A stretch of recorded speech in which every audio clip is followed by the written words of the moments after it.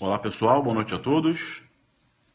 Olá, olá, todo mundo entrando, são 10h02, estou atrasado 2 minutos. Vamos dar início ao nosso grupo de estudo dessa quinta-feira, dia 1º de dezembro de 2016. Boa noite, boa noite, boa noite. E o tema de hoje que eu selecionei para tratarmos é um tema que talvez não seja recorrente nos estudos de vocês, porque muitos alunos não têm o costume, não têm o hábito de estudar Alep.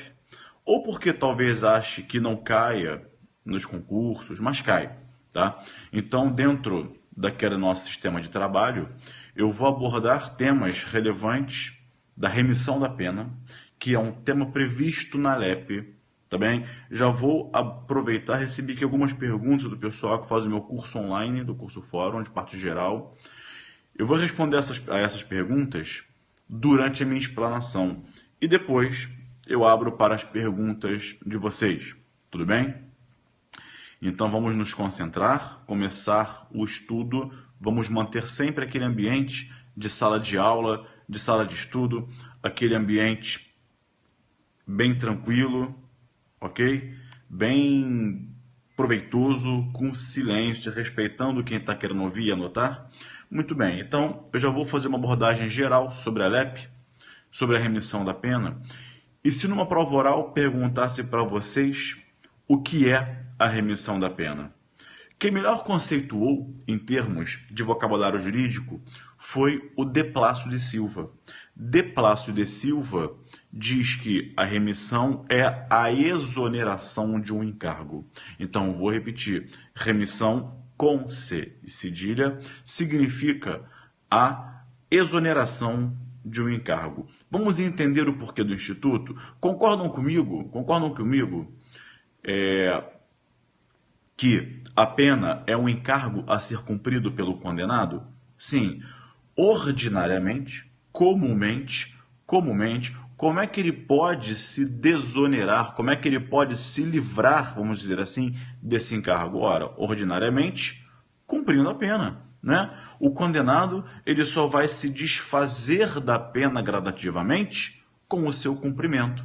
A cada dia que ele cumpre, é um dia menos de pena. Matematicamente é isso. Mas há outras formas, e a remissão é uma delas, de o agente se desonerar desse encargo chamado pena criminal. Como assim, Gabriel? Então, será que ele pode se desonerar concomitantemente com o meio ordinário e um extraordinário? Pode. O meio ordinário é o cumprimento. Enquanto ele está cumprindo a pena, ele pode se desonerar com o meio extraordinário, que é a remissão.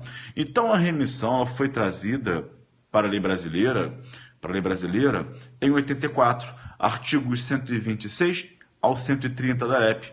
E ela tem como finalidade abreviar o tempo de cumprimento de pena do condenado na prisão. Mas, Gabriel, como é que ele vai abreviar? Pelo trabalho ou pelo estudo?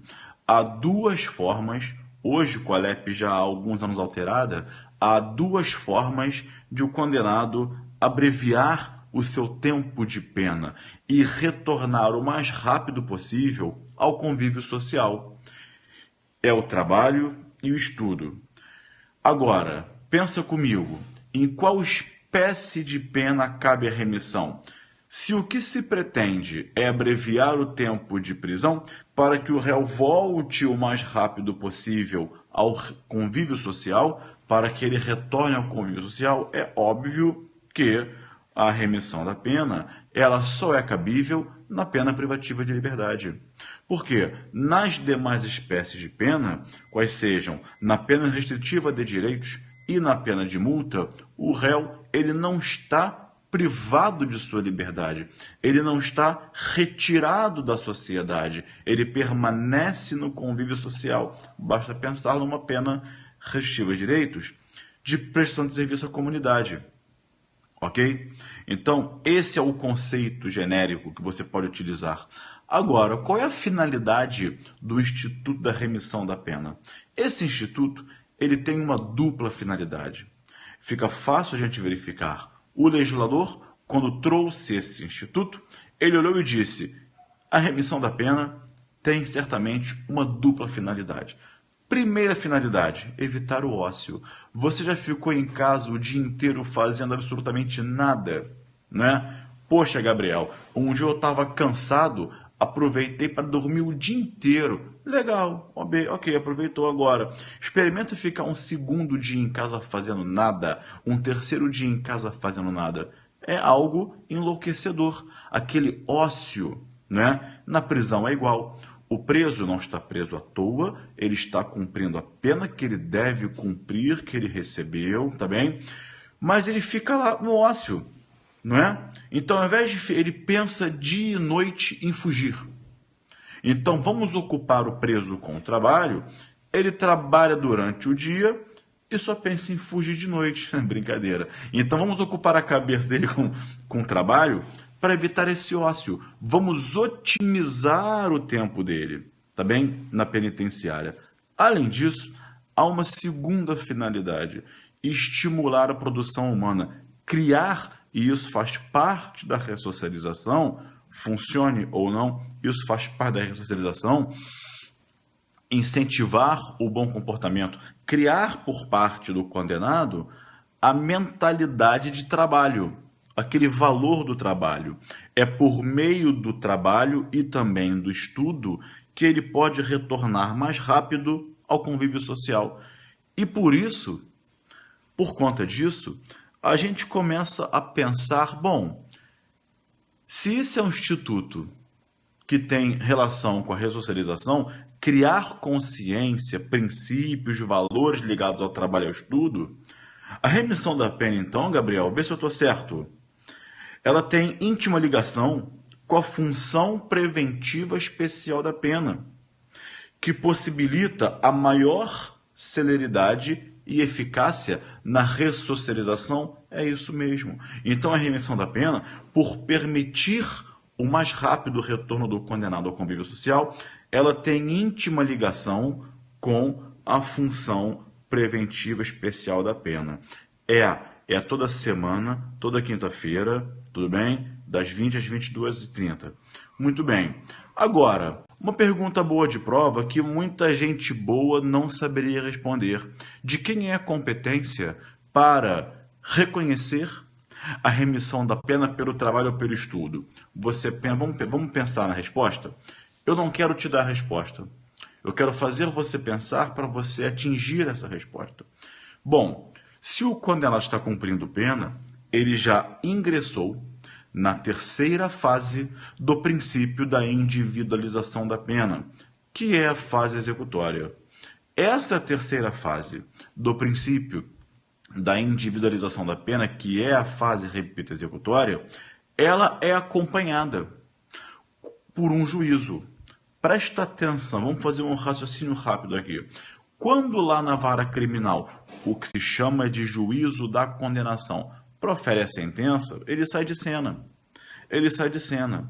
Dali para frente, quando o condenado for cumprir a pena, haverá um outro juízo que vai acompanhar e fiscalizar o cumprimento da pena. Deixa eu trocar as palavras para ver se eu induzo melhor você ao raciocínio.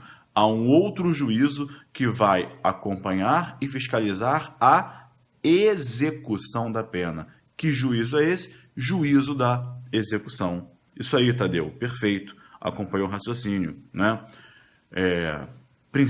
Juízo da execução penal. Portanto, a resposta é essa. De quem seria a competência para reconhecer a remissão da pena? E com isso fazer o quê? Já reduzir o tempo de pena do juízo da execução penal. Isso está lá no artigo 66, inciso 3, a linha C da LEP. Tá legal? Muito bem. Agora, uma outra questão importante. Está travando? Está caindo? Eu recomendo a você que saia e entre de novo, porque pode ser que melhore a conexão. Pode ser minha conexão, mas pode ser a sua também, tá? Pelo que eu estou vendo aqui no notebook, minha conexão tá legal, tá boa sim, tudo bem? Aí, tá caindo. Bom, tem duas correntes. A primeira corrente diz que está caindo, uma segunda corrente majoritária diz que está normal. Será que tem algum informativo do Supremo sobre isso? Vamos lá. Amigos, então, como se computa a remissão da pena? E aí? Essa é uma questão que muita gente tem dúvida e eu queria debater com os senhores. Vamos lá. Existem duas formas, em princípio, de computarmos a remissão. Primeira forma, eu desconto do final. Como assim, Gabriel? A gente sabe que a cada 3 dias de trabalho, o réu vai cumprir um dia menos de pena. É 3-1 no trabalho. E no estudo, Gabriel, a cada 12 horas de estudo, o réu vai cumprir, o condenado vai cumprir um dia menos de pena. Então vamos lá, repetindo. Trabalho e estudo. No trabalho, 3 dias de trabalho, menos 1 de pena. No estudo, 12 horas de estudo, menos 1 de pena. Legal. Agora, imaginemos aqui como vamos trabalhar com trabalho, né? Ficou redundante, mas não há outra forma de falar. Vamos trabalhar com trabalho, né? Ao invés do estudo. Vamos fazer uma conta redonda. Se são 3-1, peguemos uma pena de 12 anos. Tá bem? 12 anos. Múltiplo de 3. 12 anos. 12 anos. Obrigado pelo elogio. E vocês são muito esforçados por estarem uma quinta-feira, 10h13, assistindo aula. Parabéns a vocês, né? Vamos lá. 12 anos, pensa comigo. Duas formas de contar. Ou eu desconto do final, ou eu computo na pena cumprida. Como assim, Gabriel? Ele está preso há 6 anos. Tá bem? A pena é de 12. Acompanhe o raciocínio. Pena total de 12. Está cumprindo pena há 6 anos. Os 6 anos ele trabalhou. Se 3 dias de trabalho equivalem a menos 1 de pena, 6 anos de trabalho ele já remiu 2. Não é? 6 anos de trabalho, 6 divididos por 3, 2. Muito bem. Então ele cumpriu, dos 12, cumpriu 6 e remiu 2. Tá bem? Cumpriu 6. Esses dois, em primeira hipótese, eu desconto do final. Não eram 12? Sim. Já cumpriu 6. Faltam mais 6. Mas do total de 12, eu vou descontar os 2 de pena remido. Então a pena cairia para 10. A pena era de 12, desconto do final, 2 anos de pena remida, cai para 10. Já cumpriu 6, faltam 4. Compraram o raciocínio? Acompanharam? A matemática? Faltam 4. Isso descontando do final. Presta atenção. Agora, segunda hipótese. Eu pego o tempo de remissão e somo a pena já cumprida. Como assim, Gabriel? Eu pego o tempo de remissão e acrescento na pena cumprida. Então a hipótese seria assim, olha, presta atenção. Mesma pena, 12 anos, cumpriu 6, trabalhou os 6 anos, remiu 2. Foi? Legal. Remiu 2. Eram 12, cumpriu 6, trabalhou os 6, remiu 2. Bom, a pena continua de 12 anos. Eu vou somar o tempo remido, 2 anos, aos 6 de pena já cumpridos. Se eu somar, dá 8. 6 mais 2, 8. Não era de 12 a pena? Quantos anos faltam? 8 para os 12, 4. Gabriel, dá no mesmo, então. Porque na primeira hipótese, faltariam 4 anos também. Não dá no mesmo. Matemática, em termos de números matemáticos, dá no mesmo. É verdade, concordo com vocês. Na primeira hipótese, descontando do final, restariam 4 anos. Na segunda hipótese, somando ao tempo de pena cumprido, restariam 4 anos. Mas há uma diferença enorme. Na primeira hipótese, ele já cumpriu 6, não é? Faltam 4, mas cumpriu 6. Na segunda hipótese, também faltam 4, mas cumpriu 8. Esses 2 anos a mais, somados na pena já cumprida, podem garantir ao condenado algum benefício na execução penal. Então vamos lá. Pode ser que com os 6 anos cumpridos, ele não obtenha, por exemplo, livramento condicional, mas com os 8 anos ele possa obter. Entendeu? Então, na segunda hipótese, é mais benéfico para o condenado, porque se eu pego o tempo de remissão e somo na pena cumprida, eu tenho um tempo maior de pena cumprida. E esse tempo maior de pena cumprida já pode fazer com que o réu condenado obtenha a progressão de regime, o livramento condicional, que talvez ele não tivesse sem esse tempo de remissão computado. Então vejam que é mais benéfico. Bom, afinal de contas, qual é a melhor solução? A hipótese, a melhor solução que a jurisprudência segue e em doutrina é majoritário, inclusive é a posição do professor Renato Marcão, de São Paulo, que escreve sobre execução penal. A forma mais técnica, mais adequada é pegar o tempo de pena remido e somar ao tempo de pena cumprido. Então eu vou somar ao tempo de pena já cumprido. Por quê, Gabriel? Ponham uma coisa na cabeça de vocês, porque pode vir em prova. Pena remida é pena cumprida. Ou seja, se é verdade que pena remida é pena cumprida, eu pego o tempo de remissão e somo no tempo de pena já cumprido. Tudo bem? E assim entende o STJ. Tá legal, gente? Uma última questão. A gente sabe, e isso é redação legal, que a remissão da pena não cabe no regime aberto. Eu, muito particularmente, tenho posição no sentido de ser possível e dou-lhes 8, 9, 10 motivos, fundamentos jurídicos. Não estou dizendo que é direito subjetivo do acusado. Não é isso. Fundamento jurídico, tá? Bom, mas é majoritaríssimo que não cabe em regime aberto. Tudo bem? Gabriel, você falou que são 12 horas de estudo, né, para remir um dia de pena. E o trabalho são 3 dias? Mas são 3 dias trabalhando de sol a sol. Amigos, não é escravidão, é trabalho.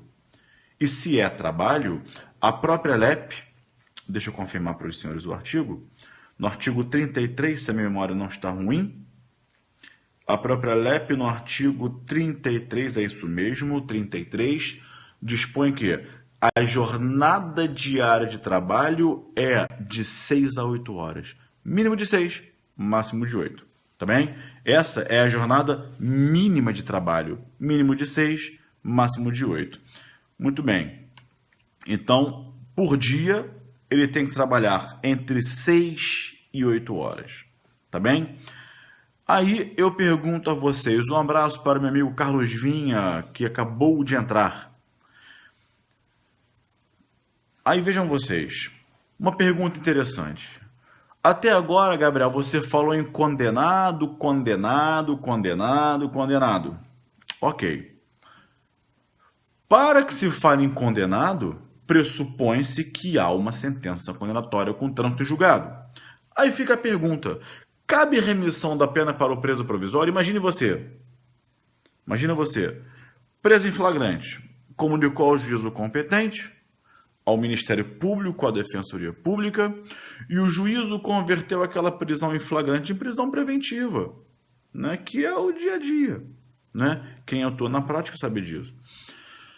Vejam, o preso provisório não está cumprindo pena, ele está preso, porém, na prisão definitiva. E no mundo, na vida, isso é simples de você verificar, tudo que não é definitivo é provisório.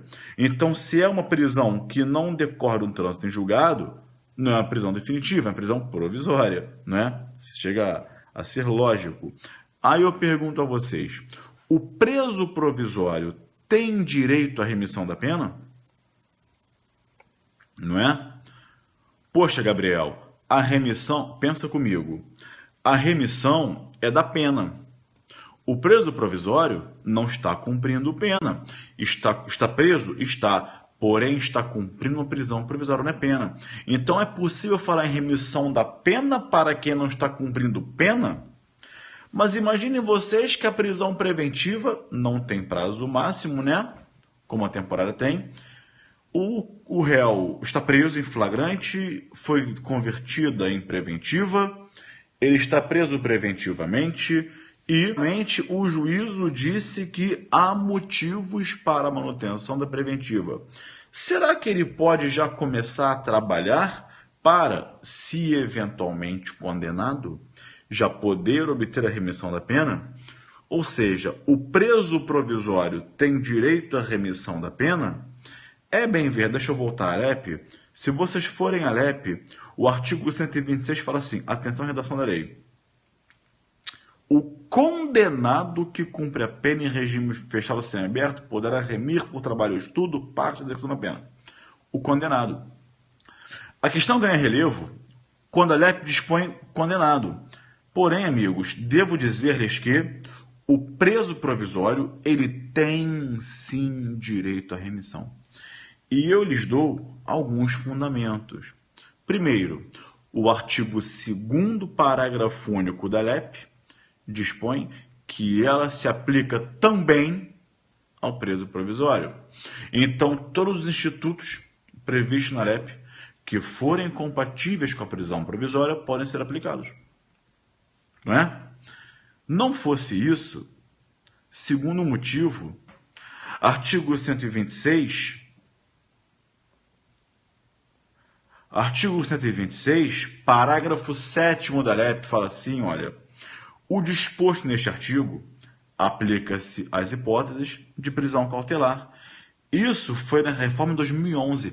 A Lei 12.433 de 2011 alterou a LEP e inseriu isso, porque a jurisprudência já reconhecia. Tudo bem? E mais, embora o artigo 31, parágrafo único da LEP diga que o trabalho não é obrigatório para o preso provisório, uma vez que ele trabalhe, por que não conceder-lhe o direito à remissão? Ou melhor, por que não lhe conceder, né, o não puxa o pronome, por que não lhe conceder a remissão da pena? Tudo bem? E vocês querem uma última informação com base em jurisprudência? A súmula 716 do Supremo, súmula 716 do Supremo Tribunal Federal, súmula, que juízo, Tadeu? Súmula 716 do Supremo Tribunal Federal afirma que o preso provisório pode obter progressão de regime. Se pode obter progressão de regime, previsto na LEP também, poderá obter a remissão da pena. Tudo bem? Bom, amigos, com isso eu encerro a minha explanação, tá bem? E abro agora para perguntas de vocês.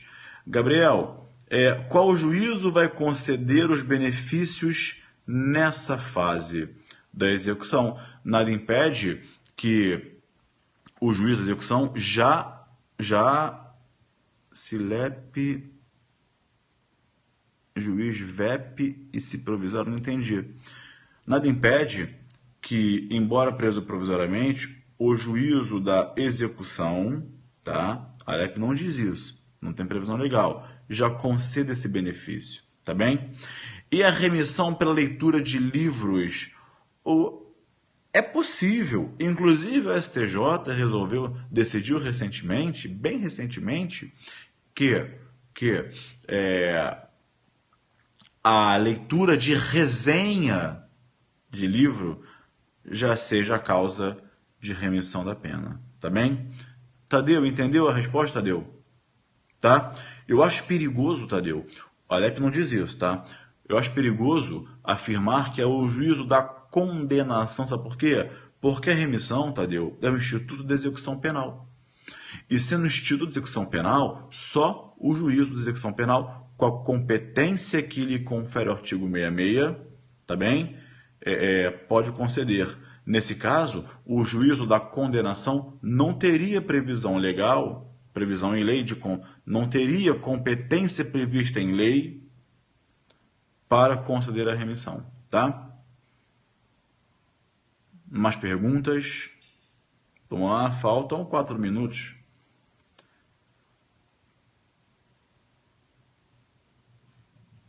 Como aferiu o tempo para a progressão? Desculpa. Passou muito. Passou, não consegui ler tudo. Mais perguntas? Não tem perguntas?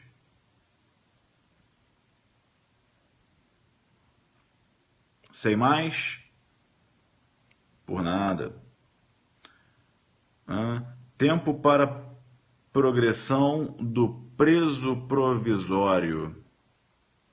Espera aí que eu tenho que bloquear o pessoal que anda perdido por aqui. Né? Gabriel, tem número mínimo de livros? Não. Como é que se computa? Ora, será computado da mesma forma que for o estudo. Não são 12 horas de estudo menos um dia de pena, 12 horas de leitura, ainda que seja de resenha de livro, como diz o STJ, 12 horas de leitura também geram a remissão, um dia a menos de pena privativa de liberdade. É só seguir o padrão em termos de carga horária da lei. Se lede o juiz competente é da VEP?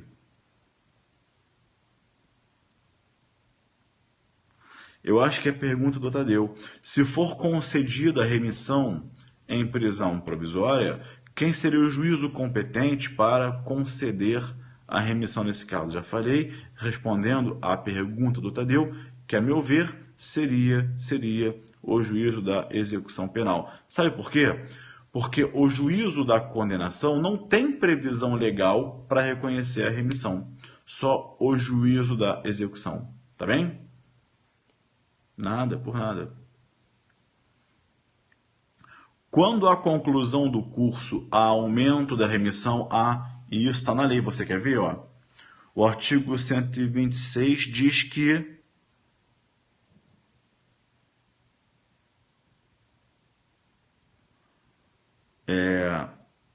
se houver conclusão de curso, está na lei, 126, alguns dos parágrafos, tá? Depois você consulta lá que é fácil achar. Olha aqui, ó, 126, parágrafo 5º. O tempo a remir em função das horas de estudo será acrescido de 1/3 no caso de conclusão do ensino fundamental, médio ou superior, etc. 126, parágrafo 5º. Tá bem? Na prisão preventiva ainda não há juízo de execução definido. Como seria feito isso? Normalmente, o juízo de execução penal é um só, por comarca, tá bem? Ainda que haja 2, 3 juízes, o juízo é um só. Nada impede que o juízo da condenação já possa expedir uma carta de execução provisória especificamente para fins de remissão, tá bem? Não se sabe se ele vai ser condenado, mas para fins de remissão, nada obsta a que o juízo da condenação já faça expedir uma carta de execução provisória especificamente, exclusivamente para fins de remissão. Tudo bem, meus amigos?